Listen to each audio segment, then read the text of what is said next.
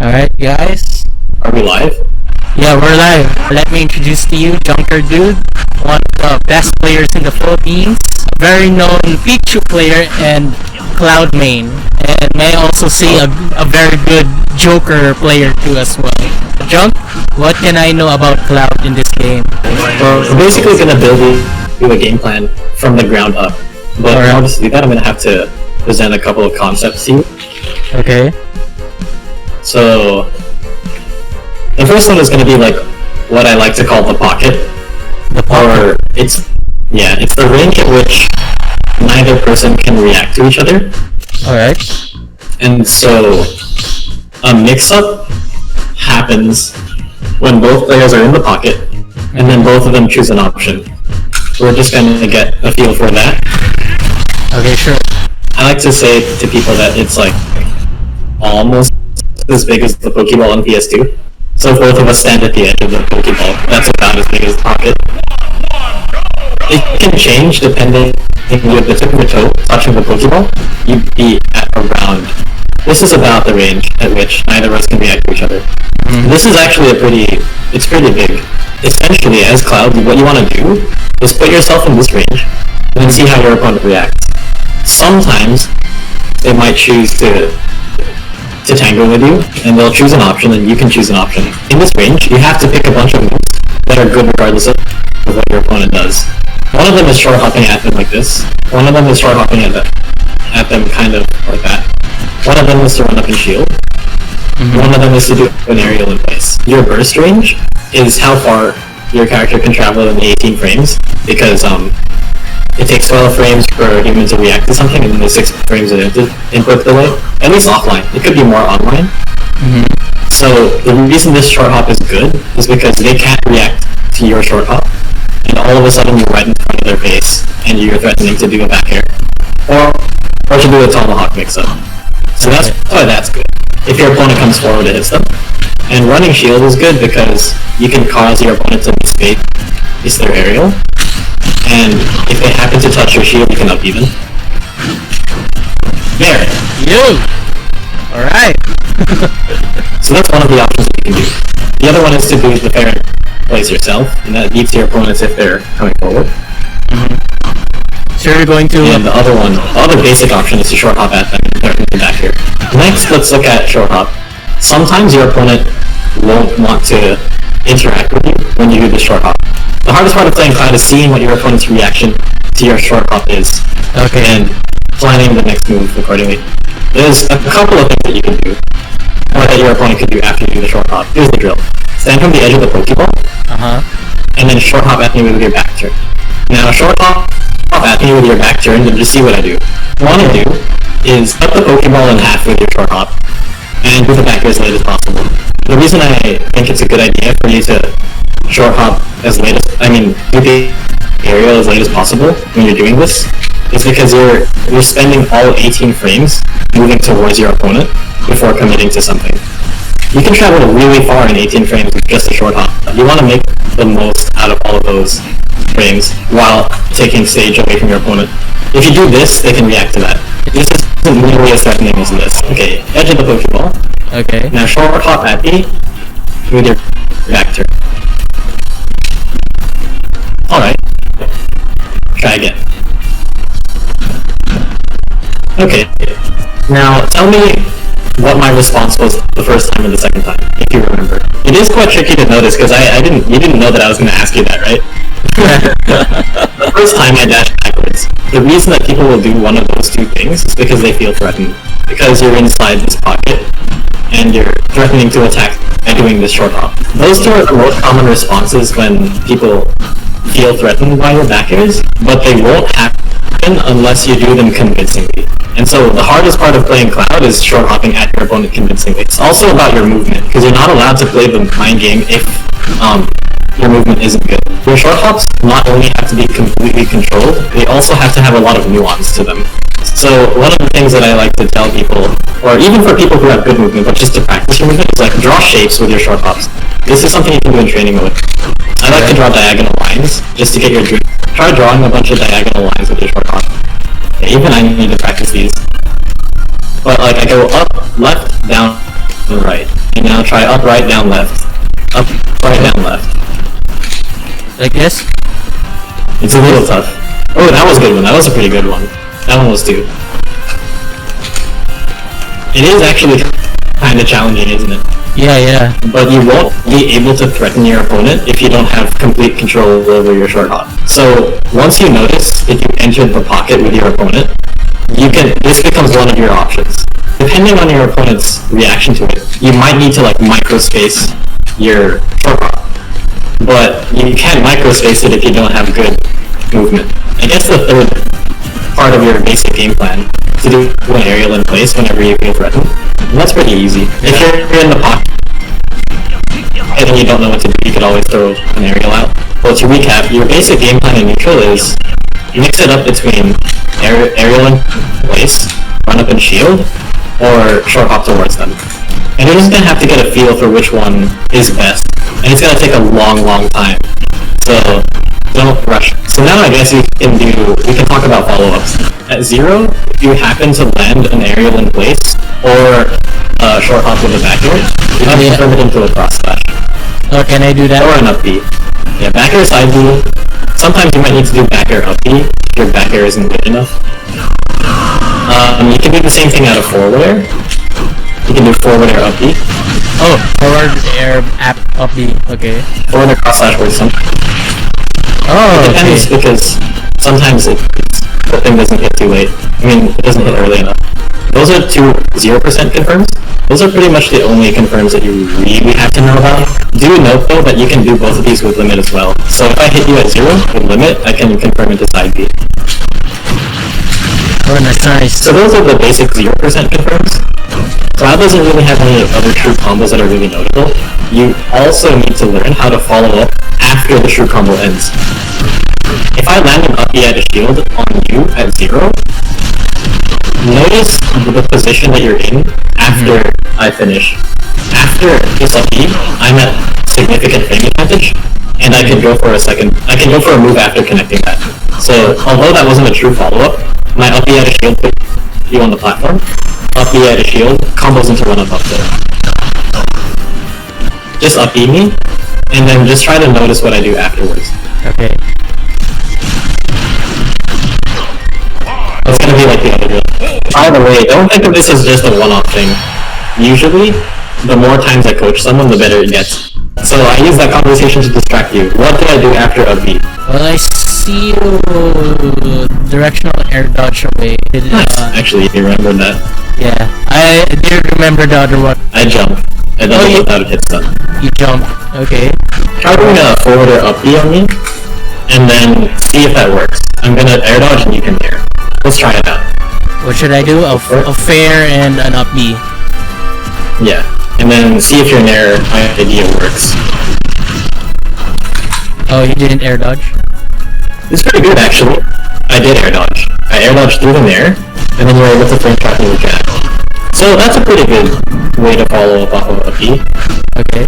Yeah, the reason you always go for the down hit is because you have a lot of frame advantage after it. That's the entire reason you're able to go for the nair. You're able to go for your up airs. It's because of the frame advantage that up B gives you. Oh, I do like up air. I do like the idea. And I think it could work. Okay. It's just that, what's it? Maybe air dodge is like what beats up air. Or like if your opponent double jumps and you do this up air, you can chase them afterwards. So if you can imagine that I hit my opponent with an up B, then I go for this up air, and then they double jump and then they keep chasing me. So up air is also good. The one I like the best though is run up tilt. Like I'll up B him, and then I'll run him up tilt. That covers both air dodge because I can go for the frame trap afterwards, and if he jumps, I just chase. My up B combos into a ridiculous advantage state. A lot of getting your damage with Cloud is putting your opponent in really bad situations after your follow-ups. And so that's an example of it. Up B out of shield, true combos into a really good mix-up. If you can, after a punish, you should try to force your opponent to ledge. Let's say I hit you with a back air here at 60. What I should do is I should hold my ground, and notice that you double jumped right back onto stage because you didn't think I was gonna hit you a second time. Okay. If I do this back air, I should try to hold my ground here, and you should be scared of me, so you go to ledge. Or you do the air dodge and you keep repeating. But I'm gonna scare you to ledge. Okay. And ledge is a terrible place to be. You never want to be at the ledge. If your opponent hits you, you basically get infinited forever. But if you hit them, it's like 11%, and that's it. But like, if you have so many ways to hit me. If you hit me while I'm at ledge, I die. And if I hit you, it's back to neutral. Stand right here, maybe on this purple thingy, and then short hop a bunch of times. And sometimes throw out back here. If you're standing right there, I'm not gonna roll, and I'm not gonna get up attack. Because if I roll, you can just react and hit me for it. And if I get up attack, it's probably gonna miss. If you're short hopping. So go, try short hopping. There. Just by standing where you're standing, you prevent your opponent from rolling and from doing get up attack. How can you do the roll? Oh, just press shield. Press shield? So go to ledge and then press shield. Oh! That's the first time I knew. You didn't know that? Oh my gosh! Because How? This is in Smash 4 too! Oh! That's the first time I'm learning this! We're making real ground today. I'm gonna make a video on this too. So if you're standing here, they can't roll, they can't get attacked, because they'll just get punished. The next best thing is to neutral get up. But the problem with that is it's super laggy.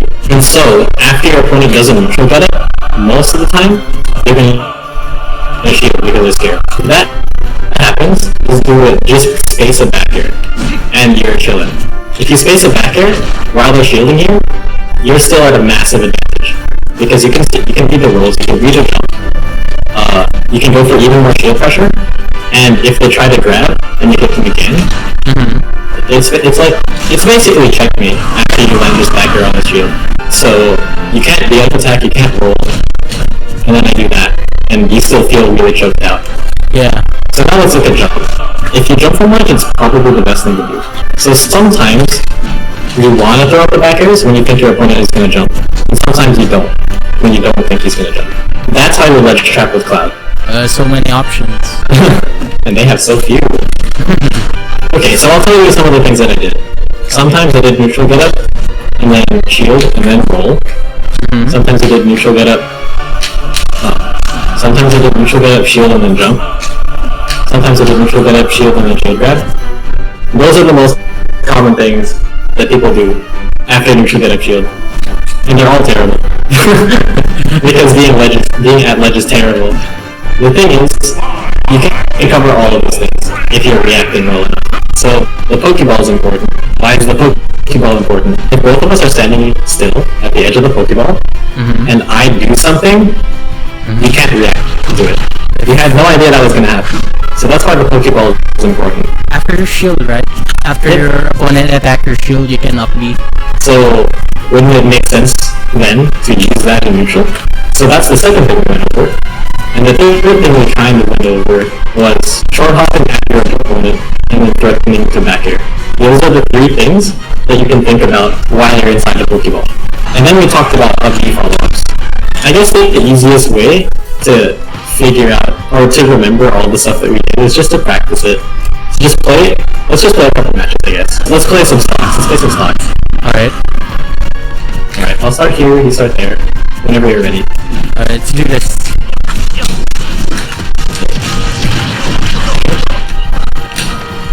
Oh, okay, good. So you're trying in there. That's good. I like that. Ah, so I saw you jump after I did my cross slash. I tried to do the running shield.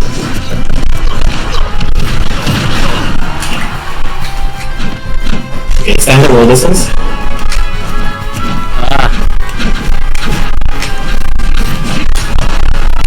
I'm gonna stand at roll distance, I'll show you. Aha, so I run up and shielded. I got the FP. I get the coverage. You're still in disadvantage. So that's that. I was doing the back air from the side before. Fair and face. I'll stand at roll distance. Neutral get up shield. Oh shoot. You didn't neutral get up shield, so I'm just kidding.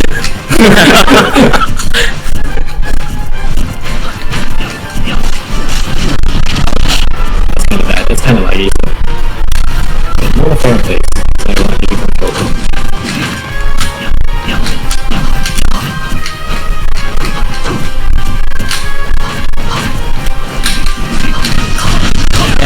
trying to apply the Pokeball technique. Oh yeah, it's super hard. It's like it's not gonna happen naturally. Yeah. Humans were not designed to play video games from Pokeballs. They have to learn how to do it. How do you feel about this coaching session? The more you explain, the more I understand how top players really think. Because I don't top know. players don't think. That's the way I play. I just go with the flow. I just don't think. Yeah, the way that I explain things about the game is very unique. I don't think many other players will really explain things the same way.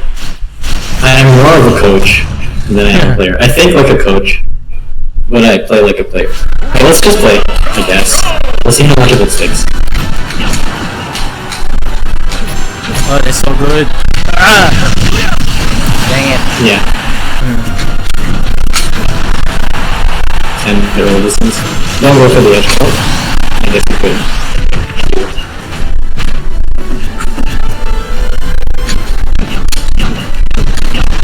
Oh, damn.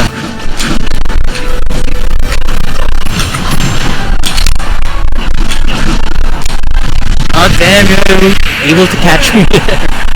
Maybe let's do... We'll retire, Rip. Maybe let's do one more game, then we'll end the stream. Sure. We can do more coaching sessions. But I would like to feature a lot of players as well. Oh, I got you. Ouch.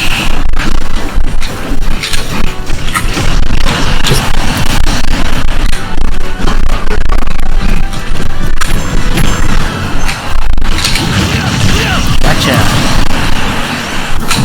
Ouch. Oh no, we're not. Oh no!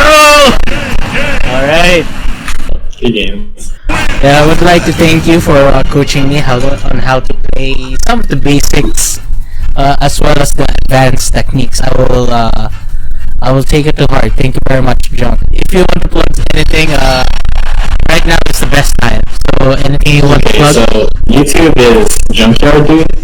Okay. Twitter is Junkyarddude_PH. Okay, thank you Have a very good much. Alright, so right now, I'm going to end the stream.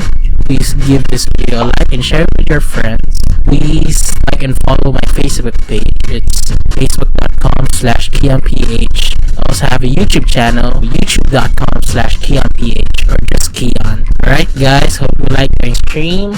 I'll see you in my next live stream. See you guys. Bye.